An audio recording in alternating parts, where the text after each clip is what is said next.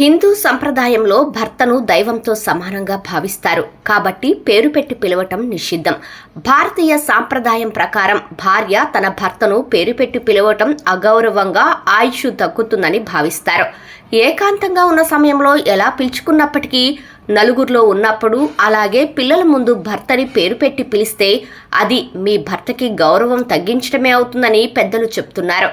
మనకన్నా పెద్దవాళ్లను పేరు పెట్టి పిలవటం తప్పు. అలాంటిది భార్యకు అన్ని విధాలుగా రక్షణగా ఉంటానని అగ్ని సాక్షిగా ప్రమాణం చేసిన భర్తను పేరు పెట్టి పిలవటం ముమ్మాటికి తప్పే అంటున్నాయి మన సంప్రదాయాలు.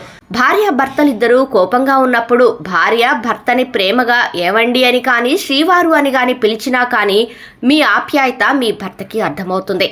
దానివల్ల అతనిలో భావోద్వేగాలు తగ్గుతాయట.